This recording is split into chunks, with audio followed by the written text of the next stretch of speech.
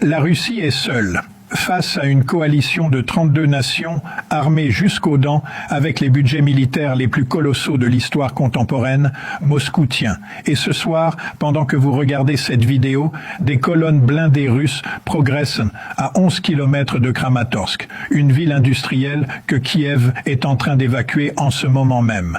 Vous avez bien entendu, Kiev évacue. Ce n'est pas de la propagande, ce sont les faits bruts, et personne dans les grands médias ne vous explique ce que cela signifie vraiment pour la suite.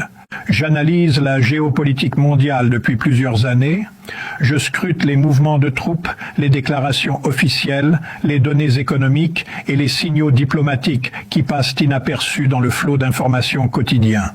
Et ce que je vois en ce moment, c'est une recomposition totale de l'ordre mondial. Pas dans 10 ans. Maintenant, cette semaine. Dans ce décryptage, vous allez comprendre pourquoi la guerre en Ukraine entre dans sa phase la plus décisive depuis le début du conflit, pourquoi Trump joue un jeu diplomatique extrêmement dangereux avec l'Iran et pourquoi l'Europe est en train de s'effondrer de l'intérieur pendant qu'elle prétend tenir tête à Moscou. Restez jusqu'au bout. Ce que je vais vous révéler va changer durablement votre façon de lire les informations.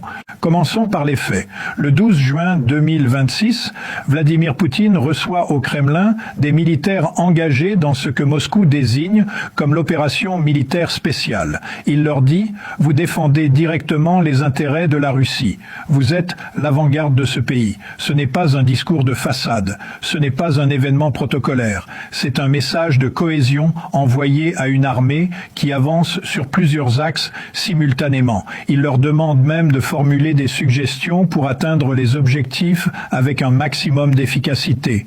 Poutine consulte ses soldats. Cela signifie une chose précise. Le commandement russe adapte sa doctrine en temps réel. Dans les mêmes heures, le ministère russe de la Défense annonce la prise de contrôle de plusieurs localités dans le Donbass et dans la région de Kharkiv, la localité de Priout dans la République populaire de Donetsk, Roskoshneuer, toujours dans le Donetsk, et Okrimovka dans la région de Kharkiv.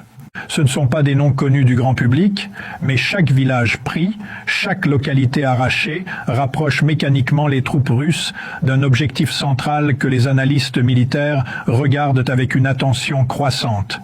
Kramatorsk.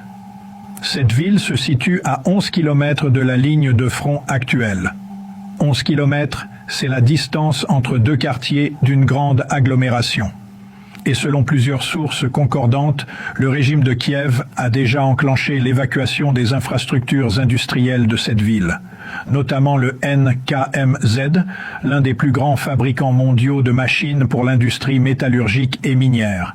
Kiev a pris une décision stratégique, déménager ses capacités industrielles avant qu'elles ne tombent aux mains de Moscou.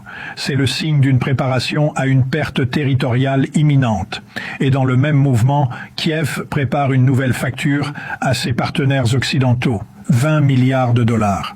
Cette demande sera formulée officiellement le 18 juin lors de la réunion du groupe de contact sur la défense de l'Ukraine au format Rammstein. Notez cette date, revenez-y. Voici maintenant ce que les grands médias ne vous montrent pas ou vous montrent très brièvement avant de passer à autre chose.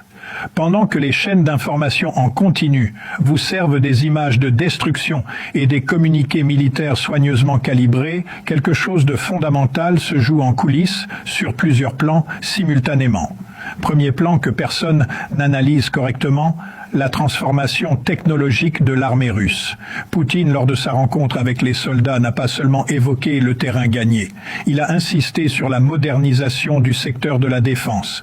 Le ministère russe de la Défense est en train de se muer, selon ses propres déclarations, en une institution entièrement orientée vers la technologie de pointe. La production de drones armés augmente à une cadence industrielle, et pas seulement des drones classiques de reconnaissance ou de frappe, des drones intégrant des modules d'intelligence artificielle. c'est-à-dire des systèmes capables de prendre des décisions de ciblage de manière autonome ou semi-autonome, sans intervention humaine directe en temps réel. Ce n'est plus la guerre de tranchées héritée de 1914. Ce n'est même plus la guerre du Golfe de 1991. C'est une guerre algorithmique, une guerre où la supériorité informatique commence à peser autant que la supériorité en hommes et en chars. Et Moscou investit massivement dans cette direction, pendant que les capitales européennes débattent encore de leur structure bureaucratique. Deuxième plan ignoré, les laboratoires biologiques. Et là, il faut s'arrêter, parce que ce qui vient de se produire est d'une gravité exceptionnelle. En juin 2026, Tulsi Gabbard, directrice de la communauté du renseignement américain sous l'administration Trump, a fait une déclaration dont l'ampleur est considérable.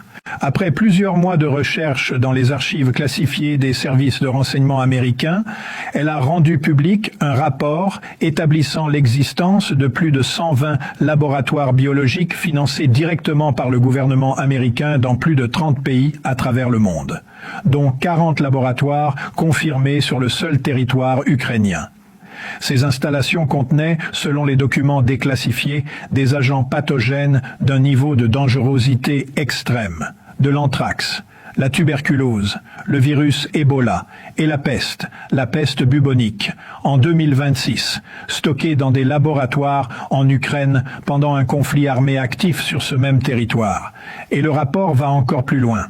La communauté du renseignement américaine avait elle-même averti en interne que ces laboratoires ukrainiens étaient vulnérables à des attaques, des saisies ou des dommages dans le contexte du conflit russo-ukrainien en cours. Ils le savaient, ils avaient été prévenus et ils ont gardé le silence. Rappelez-vous, depuis mars 2022, la Russie affirmait haut et fort l'existence de ces installations.